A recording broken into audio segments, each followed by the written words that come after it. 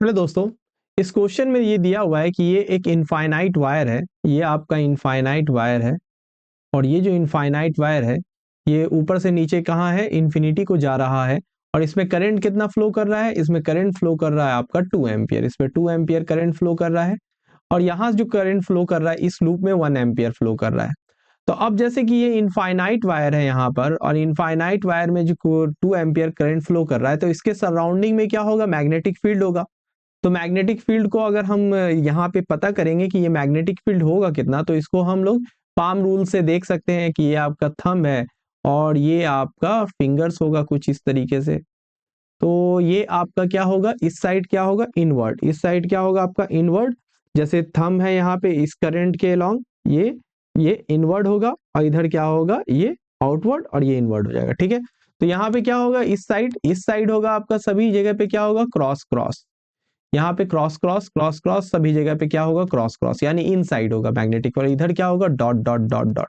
तो ये चीज ध्यान रखना है आपको कि यहाँ पे जो मैग्नेटिक फील्ड होगा ये cross cross cross cross cross जो होगा। ठीक है, ओके, ये चीज हम लोगों का क्लियर है।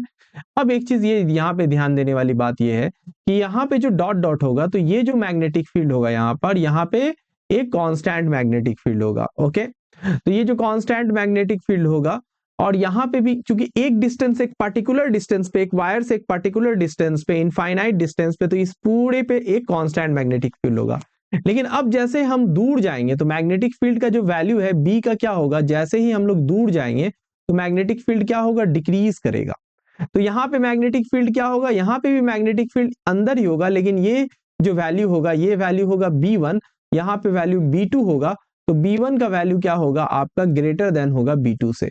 जैसे जैसे हम लोग डिस्टेंस है, तो ये मैग्नेटिक फील्ड क्या होता है, इनवर्सली प्रोपोर्शनल होता है डिस्टेंस के। ओके, तो ये सारी चीजें हम लोग बेसिक चीजें हैं जो कि हम लोगों को पहले जानना है यहाँ पे। ओके ओके, चलिए, तो अब हम लोगों को क्या कैलकुलेट करना है, सबसे पहले हम लोग ये देखेंगे कि ये जो वायर है, ये जो वायर है, इन दोनों के बीच में, जैसे कि अगर आप यहाँ पे देखें एक वायर, अगर यहाँ पे हम लोग सोचें कि ये इनफाइनाइट वायर है, इनफाइनाइट वायर है, और उसी के बगल में एक दूसरा वायर है जो कि लूप का रखा हुआ है, ये है वायर, ये है वायर जिसका कि लेंथ कितना है, ये 5 सेंटीमीटर, यहां से लेके यहां तक कितना है, ये 5 सेंटीमीटर है। ओके, इसमें करंट आपका जा रहा है ये 2 एम्पियर, और इस पे करंट जा रहा है आपका 1 एम्पियर। ओके, तो ये जो मैग्नेटिक जो फोर्स लगेगा इसके ऊपर, ये क्या है, क्योंकि दोनों क्या है, सेम डायरेक्शन में जा रहा है, तो ये एक दूसरे को क्या है करेगा, अट्रैक्ट करेगा। तो ये लूप को क्या करेगा, इधर इधर अट्रैक्ट करेगा। तो फोर्स इसके ऊपर कितना लगेगा, फोर्स इसके ऊपर लगेगा mu naught by 4 pi 2I1 I2 divided by ये जो इन दोनों के बीच का जो सेपरेशन है, और ये जो लेंथ है इसका, तो लेंथ कितना है आपका इसका 5 सेंटीमीटर, तो 5 सेंटीमीटर है, तो 5 सेंटीमीटर से मल्टीप्लाई कर देंगे।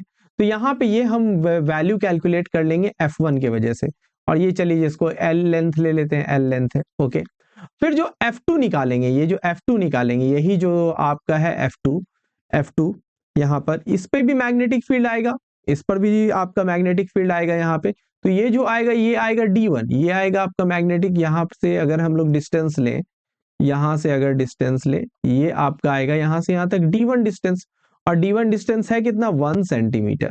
अच्छा, जब ये दूसरा अगर हम लोग यहाँ पे वायर लेंगे, ये दूसरा जो वायर लेते हैं, सपोज दैट यहाँ पे हम लोग लेंगे दूसरा वायर, जिसमें कि करंट कहाँ जा रहा है, इधर जा रहा है, तो करंट इधर जा रहा है, और करंट कितना है, वही सेम 1 एम्पियर है करंट। तो इधर क्या जा रहा है, इधर जो इधर जा रहा है, चूंकि अपोजिट डायरेक्शन में है, एक इसके वजह से हम इस पे फोर्स देख रहे हैं, यहाँ पे इस पे फोर्स लगेगा F2, और वो लगेगा क्या है, आउटवर्ड लगेगा। जानते हैं कि जब अपोजिट डायरेक्शन में है तो अट्रैक्ट नहीं करेगा बल्कि रिपेल करेगा। तो यहाँ पे जो F2 लगेगा, F2 का वैल्यू हो जाएगा mu naught by 4 pi 2I1 I2 into L, और ये लेंथ सेम है, और डिवाइडेड बाय यहाँ पे D1 डिस्टेंस है, और यहाँ पे क्या हो जाएगा, D2। अब ये जो D2 डिस्टेंस होगा, ये D2 डिस्टेंस है कितना, ये D2 डिस्टेंस यहाँ से लेके यहाँ तक का जो D2 डिस्टेंस होगा आपका, वो डिस्टेंस है 1 सेंटीमीटर, ये है, और 1 सेंटीमीटर ये है, तो ये कितना हो जाएगा, 2 सेंटीमीटर। तो D2 का इतना वैल्यू हो जाएगा। अच्छा, आप बोलिएगा सर यहाँ पे भी जो फोर्स होगा, देखिए F1 और F2 का वैल्यू क्या है, अलग अलग है। F1 और F2 क्या है, अलग अलग वैल्यू आ रहा है, यहाँ पे ये चूंकि डी पे डिपेंड कर रहा है, D1 और D2 पे।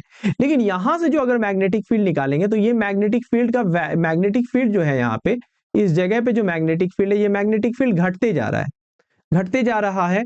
और यहाँ पे जो नेट जो फोर्स लगेगा इसके ऊपर लगेगा अपवर्ड, और इसके ऊपर लगेगा यहाँ डाउनवर्ड फोर्स लगेगा। तो ये एक दूसरे को क्या करेगा, कैंसिल कर देगा। क्योंकि same amount of force F ऊपर लग रहा है, सेम अमाउंट ऑफ फोर्स क्या लग रहा है, नीचे लग रहा है, तो ये एक दूसरे को कैंसिल कर देगा।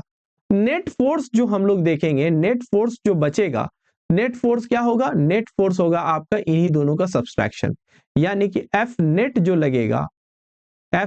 लगेगा वो होगा F1 minus F2। Okay, F1 का मैग्नीट्यूड क्या होगा, ज्यादा होगा। तो इट मींस क्या है कि ये जो लूप है वो लूप धीरे धीरे क्या है, ये इसके तरफ अट्रैक्ट होने लगेगा। ओके, तो चलिए एफ नेट हम लोग निकाल लेते हैं। एफ नेट अगर निकालेंगे तो म्यू नॉट बाई 4 पाई, जो चीजें कॉमन है वो कॉमन चीजें को हम लोग ले लेंगे एक साथ, और जो अलग है उसको छोड़ देंगे। तो म्यू नॉट बाई 4 पाई अलग ले लेंगे, और 2I1 I2 डिवाइडेड, और ये D1 D2 तो अलग अलग है, और ये L लेंथ को भी ले लेंगे, और बचेगा क्या, 1 बाई D1 और माइनस 1 बाई D2 बचेगा। ओके, अब ये सारे के सारे वैल्यू को हम लोग यहाँ पे सब्स्टिट्यूट कर देंगे, तो ये वैल्यू हो जाएगा आपका म्यू नॉट बाई 4 पाई का वैल्यू होता है 10 to power minus 7, 2 into current एक में जा रहा है आपका 2 एम्पियर और एक में जा रहा है 1 एम्पियर, तो 2 एम्पियर, 2 इंटू 1 एम्पियर। लेंथ कितना है इसका, लेंथ है आपका 5 सेंटीमीटर, तो 5 इंटू 10 टू पावर माइनस 2। अच्छा, 5 इंटू 10 टू पावर माइनस 2, और डी जो है, डी भी सेंटीमीटर में ही है, तो डी का जो डिस्टेंस है वो होगा आपका, डिस्टेंस पहला जो D1 है वो 1 सेंटीमीटर है, तो 1 इंटू 10 टू पावर माइनस 2, और ये दूसरा जो डिस्टेंस है वो डिस्टेंस है 2 इंटू 10 टू पावर माइनस 2, चूंकि सेंटीमीटर में है। ओके, हम लोगों ने ये ले लिया वैल्यू, हो गया कितना, 2 2 4 5, ओके, ये आ जाएगा आपका 20 इंटू 10 टू पावर कितना आ जाएगा, माइनस 9 हो जाएगा। ओके, और ये वैल्यू कितना हो गया, ये वैल्यू हो गया 10 टू पावर माइनस 2, कॉमन ले लेंगे तो 10 टू पावर माइनस 2 आ जाएगा, और यहाँ पे वैल्यू 1 माइनस हाफ हो जाएगा, और ये वैल्यू कितना हो जाएगा, हाफ। ओके, चलिए, तो ये वैल्यू हो जाएगा आपका 20, और 1 माइनस हाफ, तो ये हो गया half into 10 to power minus 9 और माइनस 2, ये और ये प्लस 2 हो जाएगा, ये वैल्यू हो जाएगा, और ये 2 से 10 कट जाएगा तो 10 आ जाएगा, तो 10 इंटू 10 टू पावर आ जाएगा माइनस 7। तो इसी चीज को हम लोग लिख सकते हैं 10 टू पावर माइनस 6। तो ये इतना न्यूटन फोर्स लगेगा एफ नेट, है ना। तो इतना जो फोर्स लगेगा, इससे क्या होगा, वो लूप अट्रैक्ट हो रहा है उस वायर की तरफ। ओके, तो ये हम लोगों ने नेट फोर्स निकाल लिया। अब नेट फोर्स निकाल लिया तो क्या नेट टॉर्क कुछ लगेगा, तो वो हम लोग अभी समझेंगे। तो यहाँ पे हम लोग एक बात सीधे देखिए, ये हम लोगों ने सेकंड पार्ट पहले हम लोगों ने निकाल लिया, सेकंड पार्ट का पहले बात आ गई। फर्स्ट पार्ट की बात करेंगे कि टॉर्क नेट कितना लगेगा, नेट टॉर्क। ओके, यहाँ पे अंडरस्टैंड, टॉर्क नेट आपका 0 लगेगा, सिंपल सी बात है, टॉर्क नेट आपका 0 लगेगा। अब जैसे समझिए, यहाँ पे मान लीजिए सपोज दैट ये आपका फोन है, तो ये आपका फोन है, यहाँ पे इस तरह से अगर मान लीजिए सपोज दैट हम क्या लगा रहे हैं, एक फोर्स इधर लगा रहे हैं, एक फोर्स इधर लगा रहे हैं, ये फोर्स क्या है, ज्यादा है, तो ये क्या होगा, खींचे चला आएगा। लेकिन अभी क्या है आपका, इधर भी ये नेट फोर्स ऊपर नीचे सेम लग रहा था, तो क्या हो रहा था, ऊपर तो नहीं जाएगा, लेकिन जाएगा एक तरफ, वायर की तरफ। क्या होगा, ये वायर है अगर, तो वायर की तरफ क्या होगा, अट्रैक्ट होते चला जाएगा। ओके, ये होगा। लेकिन अगर टॉर्क है, टॉर्क के लिए क्या चाहिए, टॉर्क के लिए चाहिए फोर्स और परपेंडिकुलर, उन दोनों के दोनों जो टॉर्क है, ट्विस्टिंग मोमेंट क्रिएट करना चाहिए। तो ट्विस्टिंग मोमेंट कैसे होगा, जब ये अगर ये टिल्टेड रहेगा और इसके ऊपर एक परपेंडिकुलर ये लगेगा, जब थीटा होता है उनके बीच में, तब यहाँ पे ये ट्विस्टिंग मोमेंट होता है। अभी क्या है आपका, फोर्स है, ये दोनों फोर्स एक दूसरे को खींच रहा है एक तरह से, तो ये एक दूसरे को क्या करेगा, ट्विस्टिंग मोमेंट नहीं आएगा, बल्कि क्या होगा, रोटेट ही नहीं करेगा, बल्कि ये ट्रांसलेट करेगा। तो यहाँ पे नेट कोई भी ट्विस्टिंग मोमेंट नहीं आएगा किसी के अबाउट। अगर हम एक जगह से लेके चले जाएं अगर, तो ये क्या होगा, बस ट्रांसलेट होगा, ट्विस्ट नहीं होगा। ट्विस्ट कब होगा, ट्विस्ट कब होगा, जैसे इस सिचुएशन में एक फोर्स इस तरह से लग रहा है, एक फोर्स इस तरह से लग रहा है, तो ये ट्विस्ट करेगा।